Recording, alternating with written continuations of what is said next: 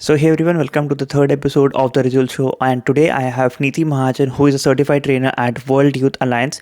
Today we'll be talking about sustainability management, MBA in sustainability management, as well as global warming. She's also a certified trainer at Unite 2030, and she has done plenty of stuff. So if you're interested, let's start. Hi Neeti, welcome to my podcast, the Rijul Show, episode number 3, and it's very great to have you here. And I know you, like I've seen your LinkedIn profile, I've seen your post, but my viewers don't. So it would be helpful if you just like a quick intro of who are you, where you're from, and what are you doing right now. For me. Please repeat. So sorry. I just wanted to ask that my viewers don't know about you, so they would be very happy to know where are you from, what are you doing right now, and just anything about yourself. Sure. Hi, I am Neeti Mahajan. I am from India. I'm 23 years old. I professionally talk about my education. I've done my bachelor's in geoinformatics engineering, GIS technologies. People might know that. I'm currently pursuing my MBA in sustainability management, and we'll follow on that later. But because of a lot of chaos, I'm still in India. But I'm pretty happy. So that's another part of the story. Personally, I am a writer, I'm a podcaster. I Oh, you can't are? sit idle. Yeah, so it's a normal podcast. It's not like a video thingy, Okay, and it's very recent as well. But yes, got I it. tend to do a lot of things. I've been writing since I was 6. I've worked into freelance. I've done marketing, PR, screenplays for a skit. I mean, for a college theatre society, and I talk a lot. I'm a big reader, so yeah, I'm just pretty crazy that ways. But yes, Wow. that is about it. Yeah. Yeah, I think that is exactly what I was going through. When I was going through a LinkedIn profile, I couldn't actually figure out what to ask because there were like lot of things to ask. Yeah. And yeah, Yeah. we could start by generally that you did your bachelor's from UPES, right? Yes, yes, yes, yes. And in petroleum. Geoinformatics. You can call it Okay, GIS so technologies. That can be effective. Yeah. got it. So what Hmm. exactly is it? Because I have no like clue about that, and my viewers would also like to know. So GIS is basically it's a technology. It's used for mapping. You can call it Hmm. an elder brother of GPS mapping. Okay. It's used for surveys. It's used by satellites. So whenever Okay. you do a survey of any kind, the initial phase, which is the database, which is using it's technical in nature. It's not on the field. It's done using GIS. It's again using lot of like it's remote sensing. If you've heard of remote sensing navigation, GIS is used in all of that. Now it's highly reliant on data science in Python and R for that matter. But we had a lot of software work and on-field work as well. So through my degree, I also studied a lot of petroleum. I studied geology. I studied geosciences, geophysics, all of that as well. So yeah, Got it. an Indian engineer, like many people out there. But yeah, go on. Got it. And like, where exactly do you apply the GI? Okay, so I mean now because I'm doing my MBA, I would like to go Hmm. in something which is more integrated of sorts. Basically, I have a degree in earth sciences. I want a degree in earth Okay. sciences, which is again, Okay. I mean, the future. In the future, I can of course start something of my own or work with earth science based companies who are venturing into sustainability, consultancy, all of that. GIS is applied in NASA, ISRO, talk of it, right? Okay. All of these systems, even any kind of Got it. satellite that Got you it. launch, it will need GIS. Yeah, yeah. Got it. And like, were you interested in this like from the start, or is just a random thing you started doing and No, started loving it? So, Okay, so a very tiny story is that I always wanted to work for the ISRO, and I mean the Indian Space okay. Research Organization. That was a primary Yeah. goal since I was very young, and I am not very good at mathematics. I'm very scared of maths, right? So I didn't want to pursue it after my 12th very religiously. So then I spoke to a lot of people, At least and you were also I clear. didn't want to do yeah, and I didn't want to really do the every other branch that people do, computer science, Yeah. mechanical, electronics. I didn't want to do that. That was not my thing. I wanted to go for something different. And then I figured this way out. So, yes, here, then I ended up here. And yeah, I mean, I liked it, of course. It was something very different. There could have been a few choices I would have made differently, But I don't regret anything. And yes, I mean, I'm pretty happy with what I did. It's different, and hence there are many new avenues to look into. Yeah, got it. And you also told me that you worked at a marketing agency and a writer. So how did those fields Uh, work out? Like, did you just do it part time or marketing, like just yeah, yeah. as a hobby? Not an agency, of course, not an agency, but it started from, I just worked with a lot of organizations because of my undergrad, I mean my college. So I used to write a lot since Yeah. I was a child. And I ended up giving a few auditions for a theatre society, for a college chapter, and I started working at all of these places, and because I have been pretty proactive that way, it gave rise to a big network.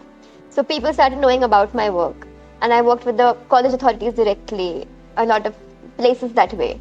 So my work spoke for myself, if I may say so, and that just happened. So people got to know about me. And I mean, yeah, the college network picked up. Some teacher recommended me to someone, and that kind of stuff Hmm. happened. So it just got me linked to a Got lot it. of people, and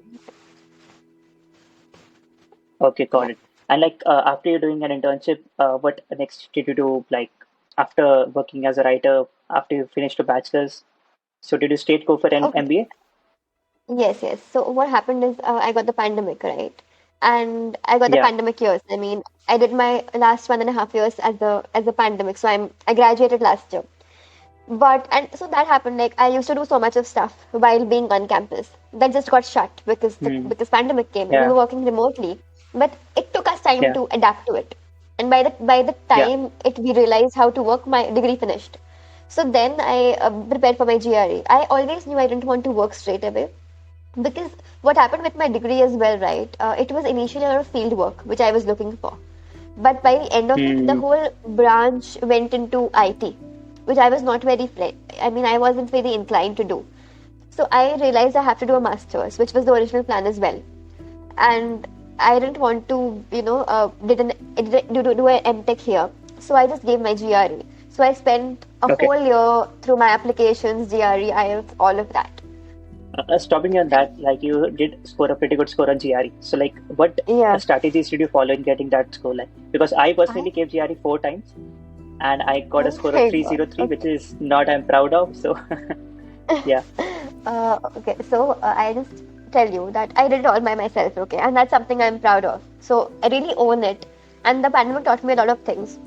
That though I mean, I gave everything, I cleared, I got offer letters, I didn't accept it. I decided to to stay in India, right? But Oh, I have been always, yeah, I've wait, always been stopping scared of stopping it math. there. Like, from where Yeah, did you get offer letters from? Like in the US? Europe. I wasn't inclined towards the US, so I applied in Europe, a Okay. lot of places. And before the second wave hit, like March 2021, everything was finalized, it was all done. Then the second wave came and everything got hybrid. So Yeah. even by August last year, there was no clarity of what will happen. And I mean, it was a big, big decision to make, obviously. But I Yeah. didn't want to Definitely. Yeah. go there and get stuck and not be able to come Hmm. home or, be in a hostel room or dormitory and do my classes online. I was not ready for it. So, yeah, that Yeah. happened. And talking about my GRE And like again, talking about, yeah, GRE. yeah, GRE again. So that's again an interesting story. I actually was going to give my GRE in April 2020, right? That Okay. was my third year of undergrad, and the pandemic hit. My GRE got cancelled. Then I was like, I'll just start applying. The UK doesn't need GRE, I'll just apply. And my mom was like, Hmm. just Hmm. give the GRE. Yeah. You have a lot of time on your hands. You have your college online. You can do anything that you want. And I have been, as I told you, I've been scared of maths. Now the GRE is pretty easy, but you have to understand the framework and how it is set. So Yeah. I Yeah. filled my form for September. I started studying in July. And I was like, I'm doing Okay. this for myself. I just take up the challenge. And weirdly so, I had a good feeling about it from the very beginning. Hmm. So, and I've not been a star student. I've been a star student till my 10th. After that, my graph fell. So I'm not someone Same. who's been, and even in college, yeah, even in college, there were some subjects which I loved and I scored really well. Geology was one of those subjects, but I'd never Okay. really, my interest didn't peak in my core subjects, which is not really a Okay. good thing, but I couldn't change it, right? So Yeah. my graph card hadn't been really good.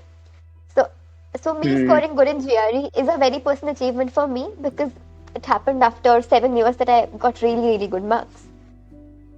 Yeah. And I did all of it by myself. I just started with the basic So books, with the no coaching, ETS nothing. guides. No, no, nothing. A bit of YouTube, but that was towards the very end, like last 2, 3 weeks. Okay, got it. Yeah, And basically, you prepared by yourself and scored. I think how much? 313, three right? one three, 313. Yeah, Yeah, that's a great score. Like yeah. you could have easily got any college in the US, like around that I score. know. Yeah, I know. My score is still valid for So 4 years, so let's see if something happens. yeah, yeah. But yeah. Mm. So then you went to do an MBA, and you chose an I am interesting doing field. it. Like I do not know much about it. Yeah, yeah, of course. No one Yeah. actually So does, would you right? mind telling about the field you are Yeah. working in? No, no, no. Yeah. I'm so sorry about this. It's just a bit of windy here for me. Okay. So, my MBA, of course, again, going by my story, I didn't want to do a classical field. I didn't want to do finance or marketing. And I have a degree in earth sciences, Okay. which I realized I can convert it to an environmental sciences degree. And because I have this big fear Okay. of mathematics, and I'm not even really good at it. So, and by now I've known what I'm good at. So I'm good at speaking, I'm good at PR, marketing, writing, all of this stuff, which brings out my outspoken self. So I was like, let's do an MBA. I've managed a few teams and all in my college, and I've done that. So I could do this. And now I was so okay. So the whole thing is, even applying abroad, I was applying for MSc Environmental Management everywhere. Okay. So, or sustainability management. So my branch remains the same. Hmm. Only my Okay. degree turned from MSc to MBA, and my Title. Yeah. country, yeah, my country turned into India. So that's the only thing that changed for me. So I was very sure I want to get into this. Again, the pandemic has a big role to play. I read and studied a lot about green housing, green energy, the Hmm. sector in general, entrepreneurship. I used to work at the entrepreneurship cell as well, which directly comes under the government of Uttarakhand. So that Okay. again piqued my interest into entrepreneurship and business ventures. So it starts from that. Got And it. yes, so I really hope to get into a combined path of sorts. Got it. So, like, if any college student want to get into sustainability management, so what he or she has Mm. to do, like, if there's any specific course they have to take to develop an interest, how do you like click that? Hey, I want to do like I want to go into this Yeah, specific field. Was there an instance or internship you did? yeah. No, it was an instinct. So I did my internships. I did one at ISRO Regional Center, which was in remote sensing, which is Mm-hmm. in my core field. One I did it at Okay. CSIR, which is again a government Yeah. organization. That was in Yeah. geotechnical engineering. So I never did a sustainability internship. But I just started reading about it, about Okay. how climate change is important, how climate finance is important.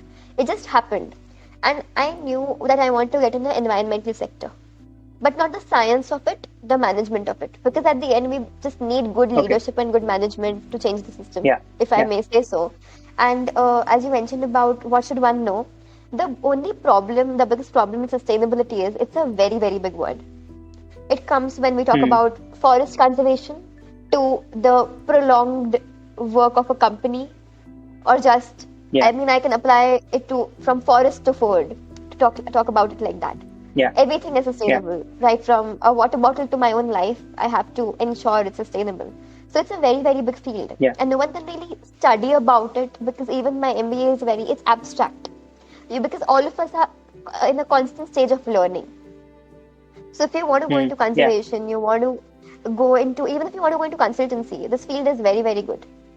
That this is actually the future. Got it. It turns core environmental concepts into life fundamentals, which just makes it interesting. Yeah. Got it. You're talking about climate change. So, do you like keep on studying about climate change, and what do you think about like as people keep on talking about climate change, like what could happen in the next 10 to 15 years, or like in the future?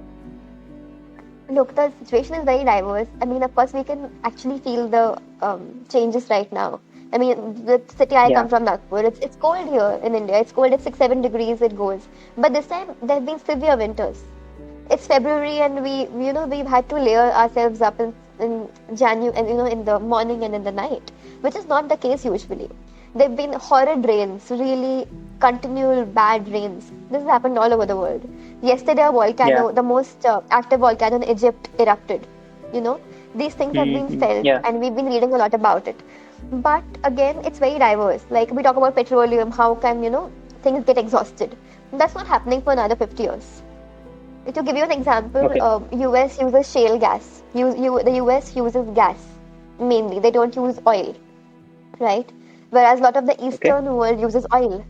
So there's not one consistent source that we use. Again, I'm not someone who can really Yeah. comment on the technicalities of it, but I believe that Yeah.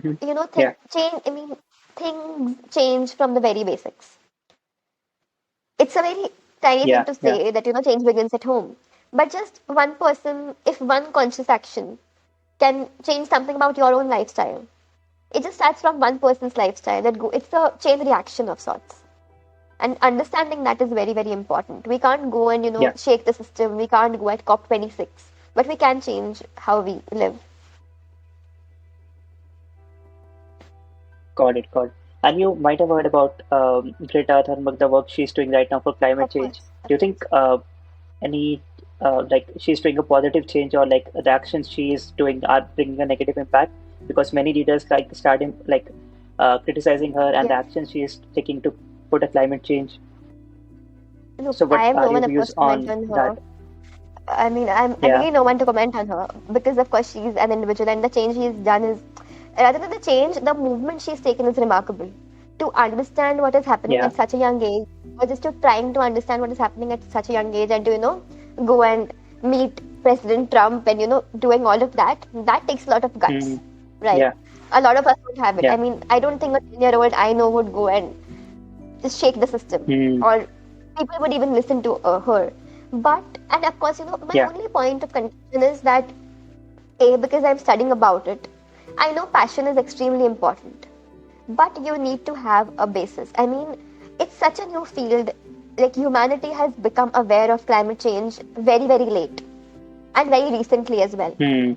So you need to Yeah. understand what's going on, and movements and protests and everything is very, very important, but it needs to translate into action. So, Yeah. as much as we need Okay. young leaders, we also need experienced professionals who back it up and who can give us a system of how and what to follow. That is very important. So She's you're doing talking about amazing. actions, like we have to do actions. Yeah. So, what exactly are you talking about? Like, what actions can be taken in a sense to this? Like, Look, I mean, again, we come from a very, very diverse background. Like, being in India, I think you've hmm been here for a very long time, so you know how the environment yeah, here yeah, is. I went to a yeah. fruit seller yesterday and he just asked me, "Do you have a bag?" I didn't have a bag. And I thought he'll take out some plastic, but he had paper bag. Hmm. Hmm. It's nice. Hmm. Yeah. 2 weeks ago, plastic. Right? It's like that. People are understanding. If you stop using random things. You can use a fountain pen instead of a normal pen. You can use a lead pencil instead of a normal pencil. You can just make better choices. You can unuse the simile packaging, which is reusable. You can use reusable water bottles. So starts from the very, very basic, right? And if you just Got share it. if you share your information with someone else, they'll start doing it too. And but Hmm. Yeah. also, one field. Are you doing computer science as well? You Data doing science. data science, right? So you Yeah. won't really agree with me on this, I feel. But I've always felt, that a lot of people, not specifically you or anyone, a lot of people get into hmm computer science as a domain because they feel it'll never exhaust. It's always going to be there, Hmm. which is very true. Yeah. But as you talk about actions, we need to understand that all these emerging big, big sectors need to think about issues of the environment and work on it. Because the Yeah. data science is the problem solving technique of the future, also of the present, but surely Hmm. of the future. Hmm. And we should Yeah. use it. First, good jobs, good careers, that's a for sure, that's a check. But we have to use it to solve Yeah. problems of today, which will make us sustainable as a global, as a global species and survival of the Hmm. fittest and all of it. Yeah. Got it. Got it. And now, like talking about the MBA journey you're currently doing. So, what courses are you taking in? Do you have an? Can you give a brief overview of that? Yes, yes. So I'm in my second semester right now. We have 3 semesters where we So it's a study, 2-year program. and 1 semester where, yeah, it's a 2-year program. So we have Okay. 3 semesters where we study. Fourth semester we have to work. So it's an internship, or Okay. also gets converted into a full-fledged placement offer. Currently, Got it. I mean, I in my first semester had introductory courses of finance, economics, the basics, with a few sustainable Mm-hmm. courses as well, like reporting, which is important. Companies prepare annual reports where they integrate sustainability, Yeah. principles of Yeah. sustainability, which dealt with right from governmental policies to corporate policies, and random things Mm. we've been doing, or a chief sustainability officer, such people. But I think an MBA always has the foundation of a business management. I mean, of course, business, right? So there's accounts, there's Yeah. finance, there's management systems, there's strategy. So we have all these subjects, and Yeah. I mean, I personally like in the MBA course because it's very abstract. It's literally a Okay. lifestyle, because it literally teaches you organization, and no one can actually teach you organization. It has to be inculcated over discussions. Mm. So we literally have wholesome Yeah. discussions in many, many classes. We discuss companies and case studies and everything. And I think it's the same everywhere when you talk about an MBA. Yeah. Got it. And like I was also looking at your LinkedIn, I'll just check it. You also worked at World Youth Alliance, right? Yeah, You yeah, have yeah. been part of I'm still that working with them. since I'm a still long time. working with So them. people like who don't know about that, can you give a brief intro of what the Yes, organization does yes, and what play like yes. what part do you play in that? Okay, so the World Youth Alliance is an organization. It was started by this a person called Anna Helpine back in 1999. Okay. And it started because she went to the UN forum where they were having a human rights an assembly. And she basically fought for the rights of young leaders or young people in general.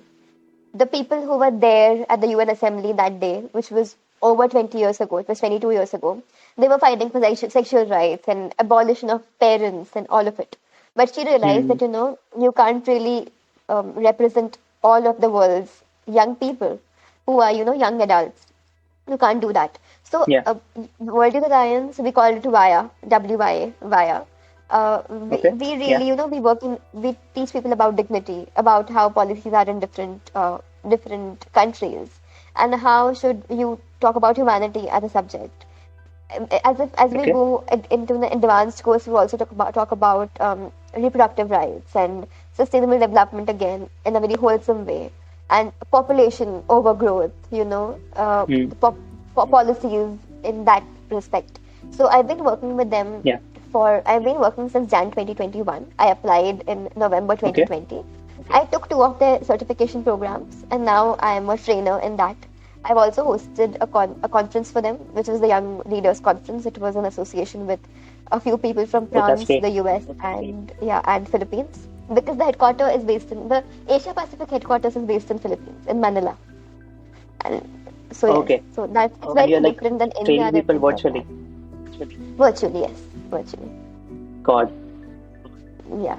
That's a good thing to do, yeah. Matlab, you did 2 certifications and then you are a trainer right now. So I Yeah, think you are I mean, creating a social impact by teaching people what they don't know about or like creating an awareness about the issue.